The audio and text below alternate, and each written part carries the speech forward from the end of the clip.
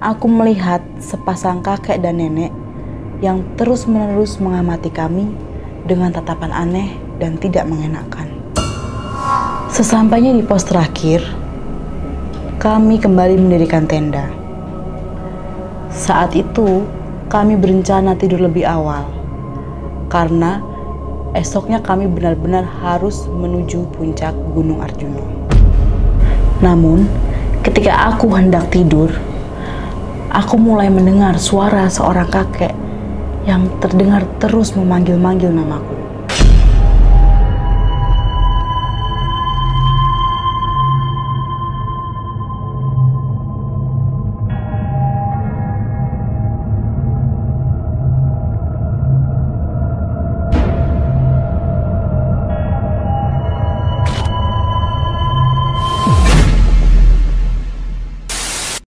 Halo Sobat Javanika semuanya, salam rahayu, rahayu, rahayu bagi kita semua. Balik lagi bersama aku, Skolastika Novena, dalam konten Konon Katanya. Seperti biasa, dalam konten Konon Katanya ini, aku akan membacakan cerita yang sudah dikirimkan oleh salah satu Sobat Javanika ke email kisahtanahjawa13@gmail.com tentang kisah mistis yang pernah mereka alami. Buat Sobat Javanika yang sudah mengirimkan cerita mistis kalian, sabar ya. Dan tenang aja, pasti akan kami bacakan. Dan buat Sobat Javanika yang punya kisah mistis tapi belum mengirimkan, ayo bagikan kisah terserammu. Nah, kali ini aku akan membacakan cerita dari Mas Damar. Nah, Mas Damar ini berbagi kisahnya saat mendaki Gunung Arjuna. Mungkin Sobat Javanika udah gak asing ya dengan pengalaman-pengalaman mistis di gunung. Ada yang hilang, ada yang merasa diputar-putarkan. Nah, terus apa nih yang dialamin sama Mas Damar ini? Dan bagaimana akhir dari pengalaman mistis Mas Damar ini di gunung? Mari kita dengarkan. Halo tim Kisah Tanah Jawa, perkenalkan nama saya Damar. Ini pengalaman yang akan saya bagikan. Kisah ini terjadi sekitar tahun 90-an. Di mana saat itu kami akan melakukan pendakian di pegunungan daerah Jawa Timur, Gunung Arjuna. Gunung Arjuna ini memiliki hutan yang sangat rindang, bahkan tidak dapat ditembus oleh cahaya matahari. Pedalaman hutan ini disebut dengan nama Alas Lali Jiwo atau hutan lupa jiwa. Dari namanya saja, siapapun yang pernah mendaki Gunung Arjuna ini pasti akan selalu mengingat nama Alas Lali Jiwo ini. Meskipun alas ini menyuguhkan pemandangan yang menakjubkan, deretan pohon pinus yang berjajar rapi, bahkan jika beruntung kita bisa menemukan hewan-hewan seperti kijang, lutung Jawa maupun merak. Namun, pengalaman mistisku ini cukup mengaburkan keindahan-keindahan tersebut. Akibat pengalaman mistis ini, sampai sekarang jika aku tahu ada orang sekitarku yang akan pergi ke Gunung Arjuna, aku pasti selalu mewanti-wanti mereka untuk sangat berhati-hati. Cerita ini bermula saat aku dan 5 teman sepermainanku ingin merasakan pengalaman mendaki gunung. Pada akhirnya kami memilih Gunung Arjuna. Saat berangkat, tidak ada sama sekali perasaan ganjil. Kami melakukan perjalanan ini dengan sukaria. Sekitar jam 1 siang, kami tiba di sekitar pos pendakian Gunung Arjuna. Sesampainya di sana, kami beristirahat sejenak, makan siang, dan beberapa di antara kami pergi ke pasar untuk membeli persediaan bahan makanan. Barang bawaan kami cukup banyak kala itu, karena kami berencana untuk mendaki selama 2-3 hari. Setelah selesai istirahat, sebelum melanjutkan pendakian, kami mendaftarkan diri ke pos registrasi. Di sana, kami diberikan pengarahan tentang hal yang boleh dilakukan dan tidak saat melakukan pendakian di Gunung Arjuna ini. Kami diingatkan untuk selalu waspada dan menjaga adab. Apalagi Gunung Arjuna ini katanya memang dikeramatkan oleh warga sekitar. Di sana akan ada banyak petilasan bersejarah yang akan kami lewati. Dan pesan Bapak penjaga pos, jika ada masalah selama pendakian, kami diharapkan segera mencari pertolongan di pos perizinan maupun pada warga yang kami temui di jalan. Sebelum mencapai puncak gunung, kami akan melewati Alas Lalijiwo. Seperti yang sudah dikatakan sebelumnya, Alas Lalijiwo ini sangat rapat vegetasinya. Bahkan, cahaya dan sinar matahari tidak mampu menembus dedaunan yang ada. Di tengah pendakian, kabut tipis mulai turun perlahan. Jalur yang kami lewati sedikit menanjak, berbatu, dan berkelok-kelok. Hal ini tentu sangat menguras energi. Dan begitu sampai di pos 1, kami dengan segera mendirikan tenda. Dingin saat itu sangat terasa. Suasana semakin mencekam, apalagi kami berada di tengah-tengah hutan yang lebat, dikelilingi pohon-pohon besar, dan bunyi serangga yang berisik. Sesekali juga terdengar suara burung bersaut-sautan. Dengan kabut tipis yang sudah mulai turun, berarti penglihatan kami pun mulai terbatas. Apalagi suasana sudah menjelang maghrib. Tentunya akan bertambah gelap. Kemudian, beberapa di antara kami sudah mengeluarkan senternya. Sisanya bergerak mencari kayu bakar, dan yang lainnya lagi beristirahat di dalam tenda. Saat semua sudah di dalam tenda, aku mulai menceritakan apa yang kulihat dalam perjalanan kami menuju pos 1. Dalam perjalanan, aku melihat sepasang kakek dan nenek yang terus-menerus mengamati kami dengan tatapan aneh dan tidak mengenakan.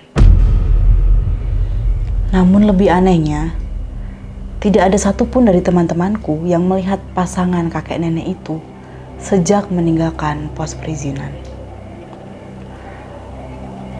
Aku sendiri sangat yakin bahwa mereka adalah pasangan tua. Sang kakek kira-kira berumur 80 tahun, sedangkan sang nenek berumur sekitar 60 tahun. Mereka berdua benar-benar terus memperhatikan kedatangan kami. Keduanya memakai pakaian kuno seperti berasal dari waktu yang sangat lampau.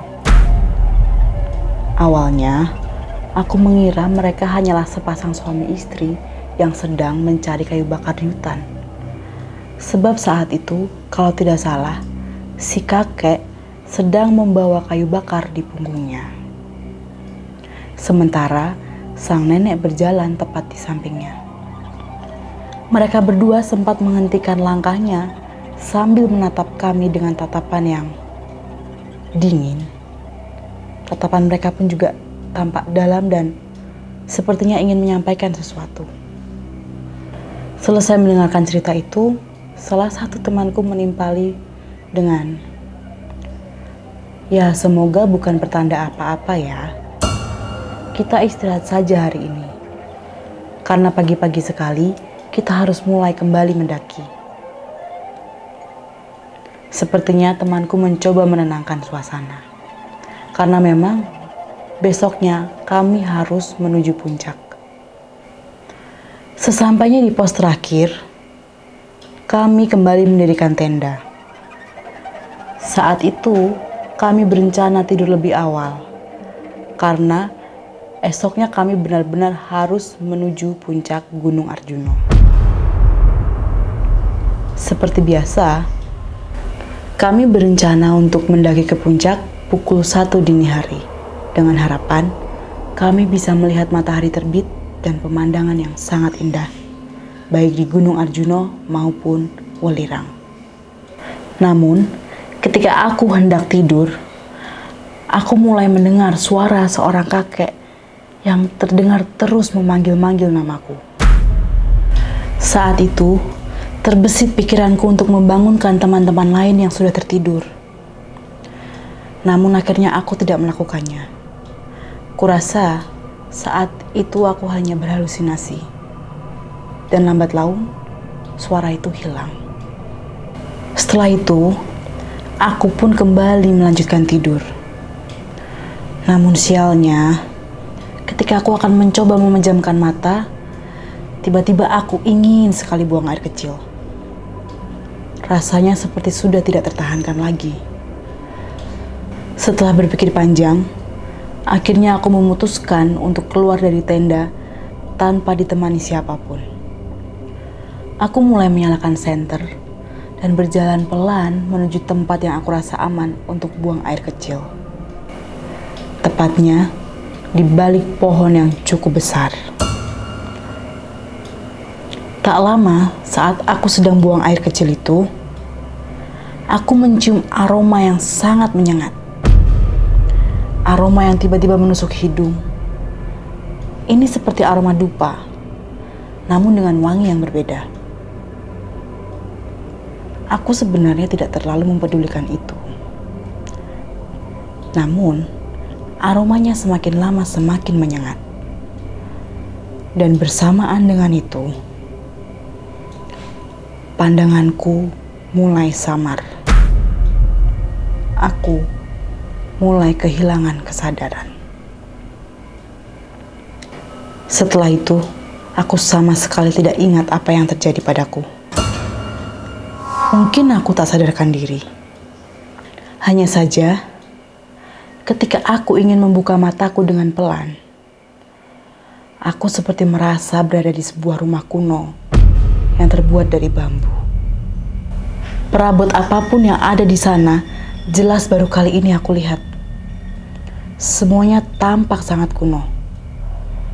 Aku coba melihat di sekitar, dan aku sadar aku tengah berada di sebuah dapur dari tempat tinggal seseorang. Dan aku seperti berada di masa lalu. Banyak pertanyaan yang muncul di pikiranku saat itu. Apakah aku tengah bermimpi? Semua ini nyata. Aku sama sekali tidak ingat mengapa tiba-tiba aku berada di tempat seperti ini. Terakhir yang aku ingat hanyalah aku buang air kecil, lalu mencium wangi dupa. Kemudian aku mencoba untuk mengangkat tubuhku. Namun, tubuhku terasa sangat berat. Rasanya pun sakit sekali dan tidak bisa kugerakkan. Aku ingin sekali mencari tahu siapa pemilik rumah ini. Namun sekali lagi, tubuhku sama sekali tidak bisa digerakkan. Aku hanya bisa diam sambil mengamati sekitar. Hingga tak lama kemudian, aku melihat sosok seorang kakek dan nenek dari kejauhan. Mereka datang mendekat, lalu masuk ke dalam rumah. Aku mencoba sekuat tenaga untuk menggeserkan tubuhku ini agar tidak menghalangi mereka. Namun tetap saja hasilnya nihil. Saat mereka datang, sang kakek hanya menatapku tanpa mengucapkan sepatah kata. Sedangkan sang nenek berlalu saja seolah aku tidak berada di sana. Sekilas, aku teringat oleh sosok kakek dan nenek yang aku lihat saat menuju pos 1. Keduanya memakai pakaian kuno yang sama. Saat aku masih tenggelam dalam ingatanku itu, tak lama kemudian, sang nenek datang sambil membawa umbi-umbian. Nenek itu memintaku untuk memakannya. Dan dengan sekuat tenaga, aku berusaha meraih makanan itu. Aku makan dengan sangat lahap dan tanpa sadar, aku telah menghabiskan semua umbi itu. Entah kenapa, saat itu aku merasa sangat lapar, seperti belum makan berhari-hari. Sesudah makan, aku merasa memiliki sedikit tenaga untuk bergerak. Secara perlahan, aku mulai bisa bangkit dan mencoba untuk berdiri. Setelah berhasil berdiri, aku mengelilingi rumah ini. Aku bermaksud untuk mencari pasangan tua tersebut, setidaknya untuk berterima kasih atas makanan yang mereka berikan. Selain itu, aku juga ingin bertanya, bagaimana aku bisa sampai di sini tiba-tiba? Apakah mereka menemukanku pingsan di tengah pendakian? Tapi kurasa tidak mungkin, mengingat tubuh mereka yang sudah sangat tua. Seiring pikiranku yang terus bertanya-tanya, tanpa terasa aku sudah hampir sampai di luar rumah. Hanya tinggal beberapa langkah saja. Namun, saat itu aku ragu. Apakah aku langsung pergi dari rumah itu, atau aku perlu berpamitan pada kakek dan nenek tua? Saat itu tampaknya aku tidak punya pilihan lain. Ketika aku merasa mampu untuk melanjutkan perjalanan, aku langsung keluar dari pintu rumah itu. Aku bergegas meskipun sempat ragu, sebab aku merasakan ada hal ganjil dari rumah kuno tersebut. Terlebih ketika aku melihat pasangan tua itu tiba-tiba menghilang. Aku melanjutkan perjalanan dan berharap bisa menemukan jalan setapak serta teman-temanku lainnya.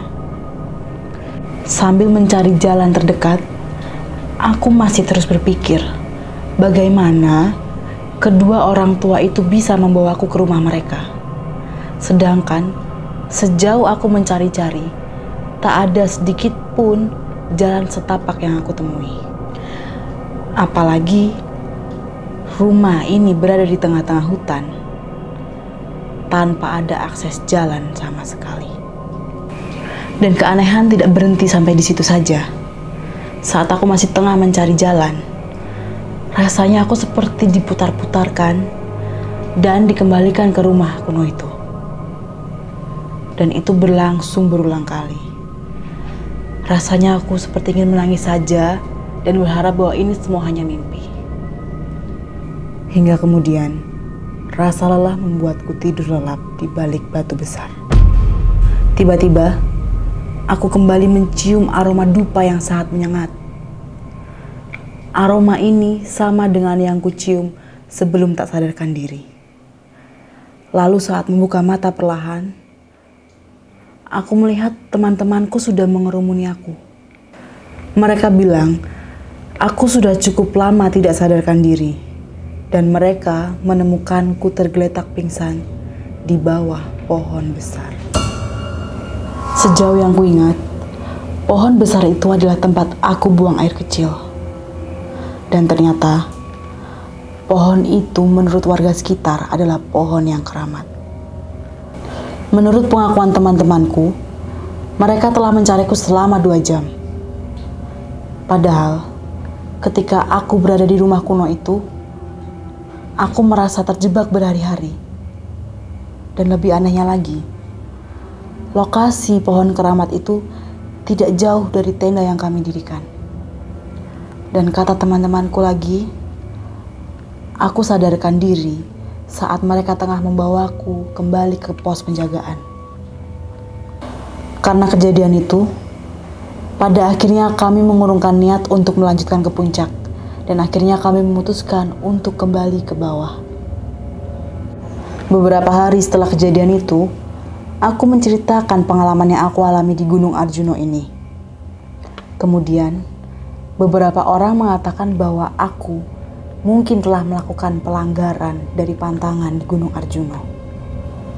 Mungkin pelanggaran itulah yang membuat kakek dan nenek tua itu mengikutiku karena mereka merasa terganggu. Sejak saat itu, siapapun yang ingin mendaki Gunung Arjuna selalu aku nasihati untuk selalu menjaga adab dan sopan santun, bahkan di alas sekalipun. Karena kita tidak pernah tahu makhluk apa saja yang bisa mengancam nyawa kita. Beruntung saat itu aku selamat, sebab masih banyak ditemukan berita orang hilang di Gunung Arjuna, dan mungkin hingga hari ini. Nah, Sobat Javanika, kita baru saja mendengarkan kisah mistis dari Mas Damar. Kisahnya cukup mencengangkan ya, karena Mas Damar ini entah, kita nggak tahu pasti ya, apakah Mas Damar ini diculik oleh sosok kakek dan nenek itu ke dimensi mereka, atau Mas Damar ini mungkin melakukan perjalanan spiritual saat dia sedang pingsan. Tapi yang tetap bisa kita ambil dari cerita ini, dimanapun kita berada, terutama di gunung, hutan, ataupun tempat yang jarang dijamah manusia, jangan lupa untuk selalu menjaga tata krama dan juga sopan santun baik perilaku, pikiran maupun perkataan, begitu. Nah, cukup sekian konten konon katanya hari ini. Bagi Sobat Javanika yang ingin mengirimkan cerita mistisnya, silakan mengirimkan ke email kisahtanahjawa13@gmail.com dengan format atau subjek nama _domisili. Oke, terima kasih Sobat Javanika telah menyimak konten konon katanya dari awal sampai akhir, dan sampai jumpa di konten konon katanya berikutnya. Mugi tansah pinaringan rahayu sagung dumadi.